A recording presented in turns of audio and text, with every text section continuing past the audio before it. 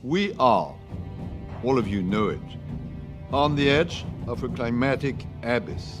Holding my head up high, I can say that God revealed to me things that no eye has ever seen in these times. In fact, we have 500 days to avoid a climate chaos. Just as we're helping American communities prepare to deal with the impacts of climate change. He showed me a huge rock, an asteroid.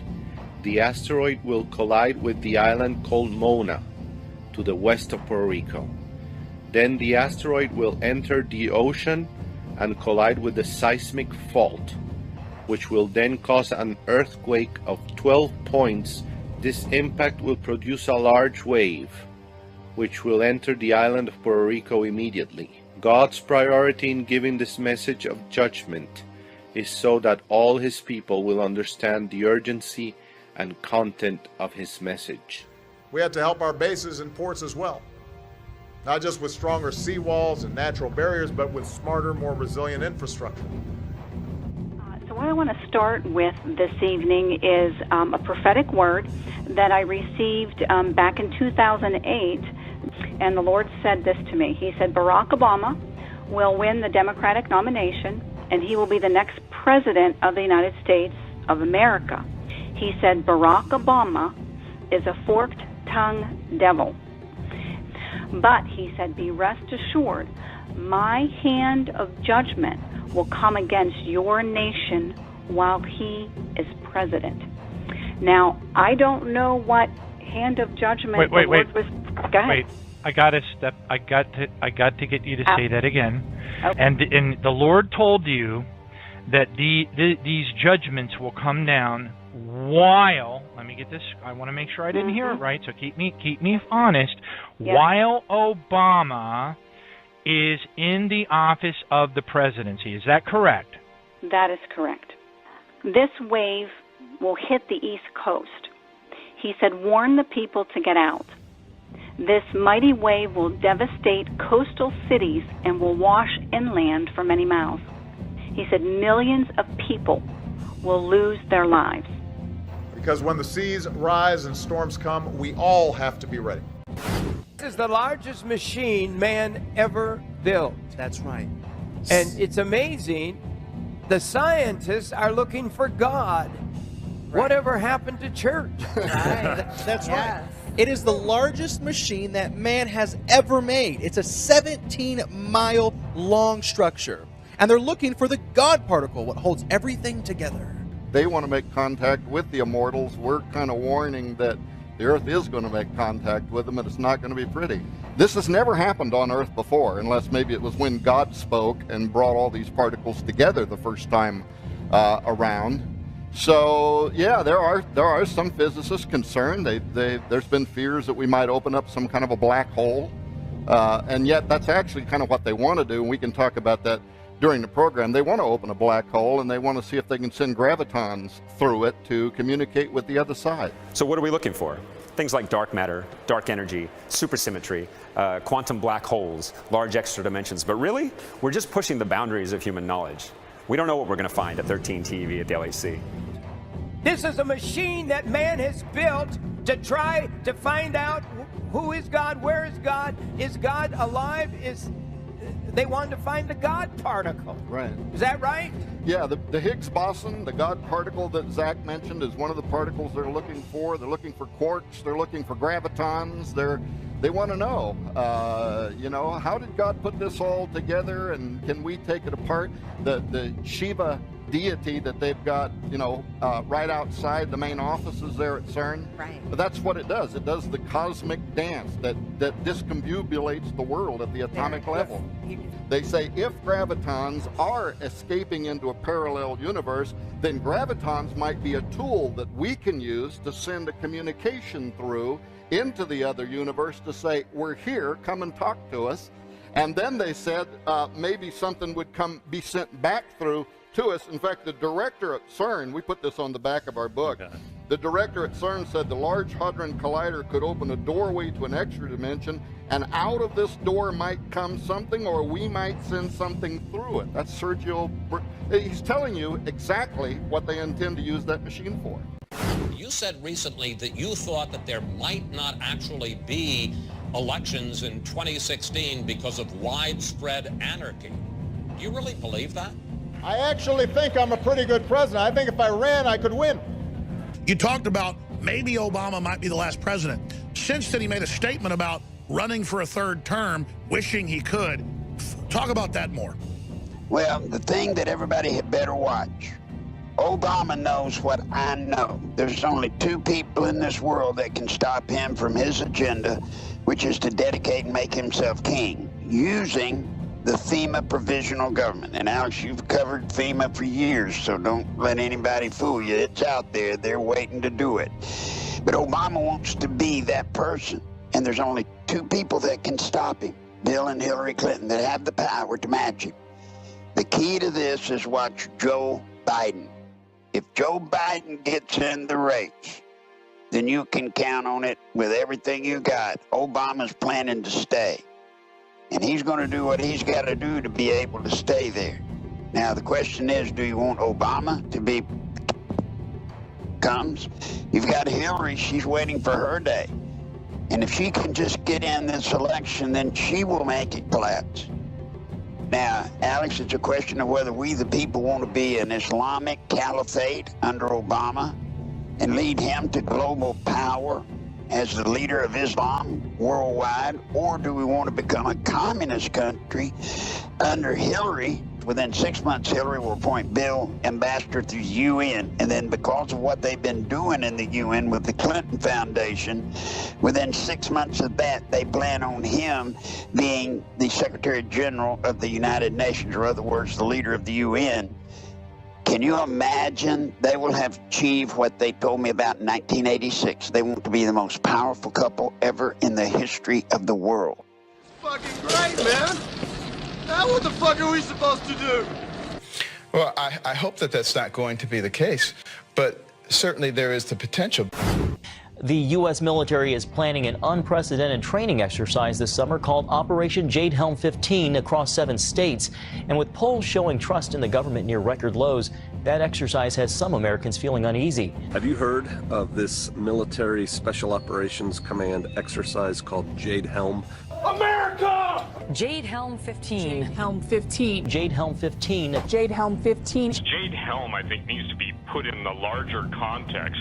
This is the first time in history that a 2-month-long operation is going to be focusing on the American public. People were not sure what to think. Do we have to worry about martial law? Is our federal government coming in and going to practice imposing martial law on Texas? The government will take action when it thinks its authority is threatened. Are we under martial law, or is this? Can you do me a favor, please?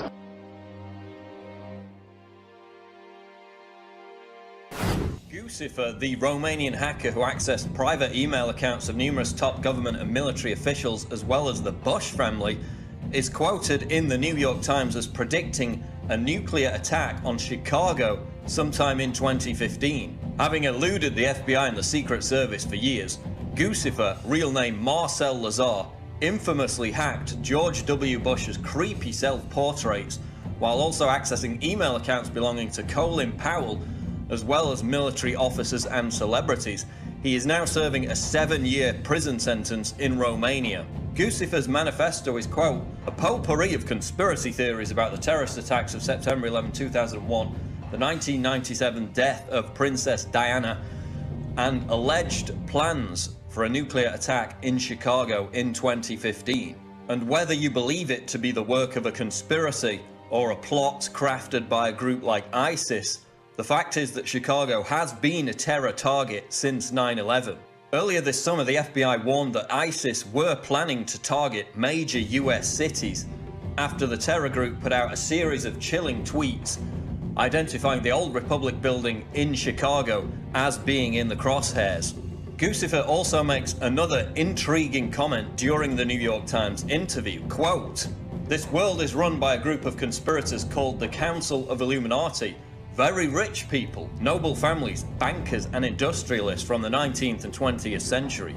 Of course, a far cry from the original 18th century Bavarian Illuminati, the modern incarnation largely centers around claims by hip-hop artists and other members of the entertainment industry that they're part of an occult secret elite that controls the planet." In name-checking the Illuminati, Guccifer is most likely making the general point that global events are coordinated and managed to some extent by elite banking families, just as they have been down the centuries.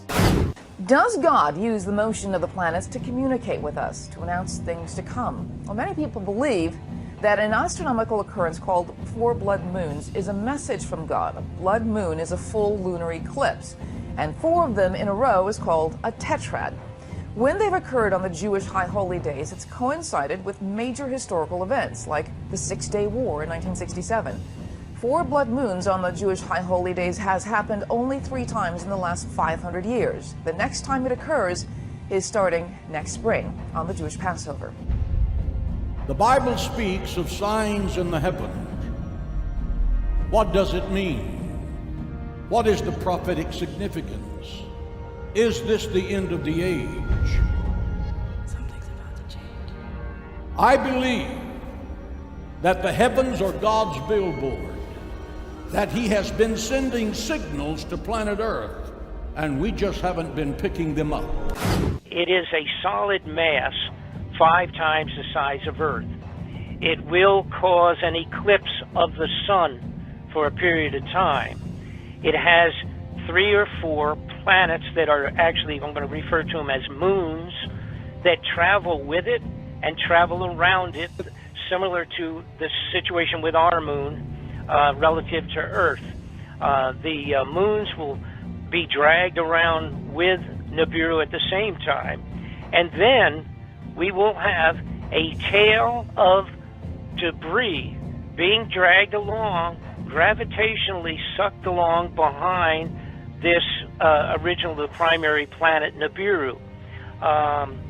The possibility is very high that it will be seen in December, and it will take several months for it to come close enough to go around the sun. But it will be seen in December of this year. And then we will have January, February, and then the key months for it to be closest to pass near the Earth and causing the most trouble would be March and April of next year. And then it will head back out, and whatever damage it's done will be finished, and we'll be licking our wounds. Read a stunning article by Catherine Schulz in the New Yorker this week, and frankly, if I lived right now in the Pacific Northwest, I'd be considering moving. Seriously. The gist of it is this. The federal government estimates 13,000 Americans will die in a major earthquake and tsunami in the Pacific Northwest. It's not a question of whether, but when. This earthquake is coming, and it's overdue. This article is stunning. Is it overstated in any way? No, the Cascadia Fault is an earthquake waiting to happen. We know it's going to happen with an energy 30 times the maximum energy of the San Andreas Fault. So Hollywood has us brainwashed into thinking the big one is going to be in California. No, the Cascadia Fault would pack energy 30 times the energy that the San Andreas Fault can muster. It's nice to talk to you. Thank you. Really weird and scary. That's right. And, you know, within the lifetime of some of our viewers, they may see Seattle and Portland destroyed. NASA's chief scientist makes a bold prediction. Ellen Stofan said, quote, "I think we're going to have strong indications of life beyond Earth within a decade." I think we're going to have strong indications of life beyond Earth within a decade. And I think we're going to have definitive evidence within 20 to 30 years. We know where to look. We know how to look. In most cases, we have the technology, and we're on a path to implementing it. Of the intelligence community and military and also academia, this is really well understood. It's only the mainstream media and sort of the mediocre academics and mediocre government people who don't understand this. But the exceptional and folks do.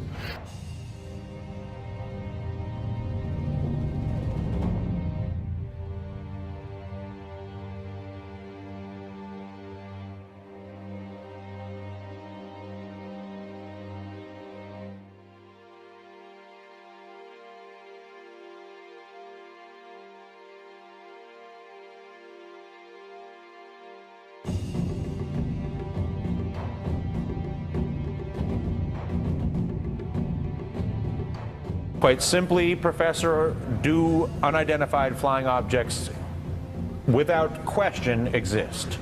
95% of all UFO sightings can be immediately identified as the planet Venus, weather balloons, weather anomalies, swamp gas, you name it, we've got it nailed. It's the 5% that give you the willies. Something you want to add to this briefing, Captain Hiller? No, sir. Just a little anxious to get up there and whoop ET's ass.